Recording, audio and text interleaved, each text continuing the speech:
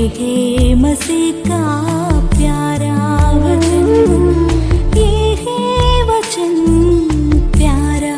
परमेश्वर के धन्य नाम की महिमा हो। प्रभात मनन के सत्र 2289 में आप सभी का बहुत ही विनम्रता के साथ स्वागत करता हूं। आइए आज के मनन के लिए हम पढ़ते हैं याकूब अध्याय 4 पद 8 से 10 तक। परमेश्वर के निकट आओ तो वह भी तुम्हारे निकट आएगा। हे पापियों, अपने हाथ शुद्ध करो, और हे दुष्चित्ते लोगों, अपने हृदय को पवित्र करो। दुखी हो और शोक करो और रो। तुम्हारी हंसी शोक में और तुम्हारा आनंद उदासी में बदल जाए। प्रभु के सामने दीन बनो तो वो तुम्हें शिरोमणि बनाएगा। हमारे कल के मनन में हम देखे थे कि अपने कमजोरियों को स्वीकार करते हुए परमेश्वर की उपस्थिति में बैठकर प्रभु से मदद की विनती करे तो परमेश्वर हमें अवश्य शैतान का सामना करने के लिए अनिवार्य सामर्थ्य प्रदान करेंगे। 8 से 10 तक के पदों में जो हम प्रारंभ में पढ़े हैं, लेखक हमें समझा रहा है कि शैतान का सामना करते हुए एक विजयी मसीह जीवन बिताने के लिए क्या क्या करना हमारे लिए जरूरी है। थोड़ा सा और सरल तरीके से बोलूं तो शैतान का सामना करते हुए जीने हेतु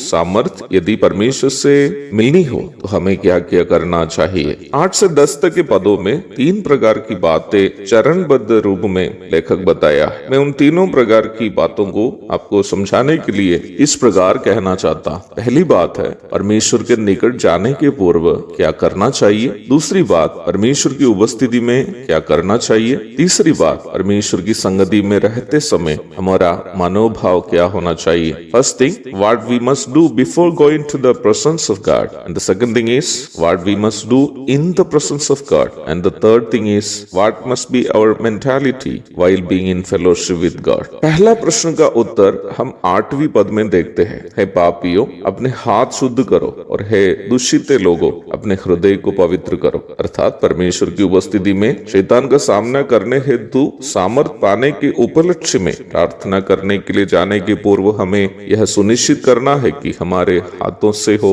या फिर हमारे हृदय से हो, हम जो भी पापों को करते आ रहे हैं उसे करना छोड़ दिया गया। यदि हम किसी के प्रति अपने मन में डाह, जलन या विरोध रखते हैं या कोई अन्य बुरी बातें मन में ढो रहे हो तो एक निर्णय अवश्य लेना है कि निम्न बुरी बातें आगे मन में लेकर नहीं चलेंगे। वैसे ही प्रतिदिन के जीवन में भी कोई पाप करते रह रहे हो तो उसे छोड़ना अनिवार्य है। अर्थात छोड़ने का एक ठोस निर्णय लेना अनिवार्य है, क्योंकि वचन यह स्पष्ट रूप में कहता है कि पवित्रता के बिना कोई कदापि परमेश्वर को नहीं देखेगा। इब्रानी 12:14। परमेश्वर के साथ संगति करने के लिए हमें पापों से अलग होना अनिवार्य है।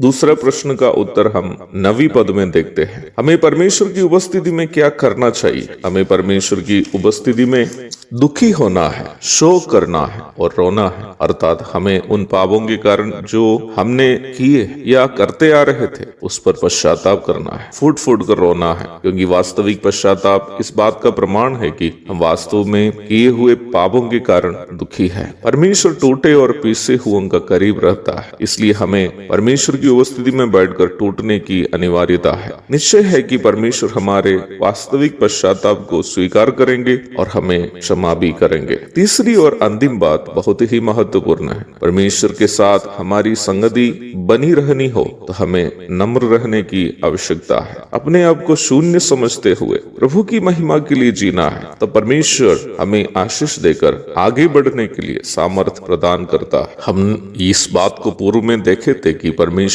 घमंडियों का, अभिमानियों का विरोध करता है और वही जो खुद को नम्र करता है। परमेश्वर की महिमा अपने जीवन से होने को प्राथमिकता दे करके जीवन व्यापन करता है, उसको परमेश्वर अपनी सेवा के लिए इस्तेमाल करता है और उससे प्रभु शिरोमणि बनाता है। एक और शुभ दिन की धन्य कामनाओं के साथ आज का मनन यहाँ समाप्त करता हूँ। प्रभु आप सबको आशीष दे। आमीन।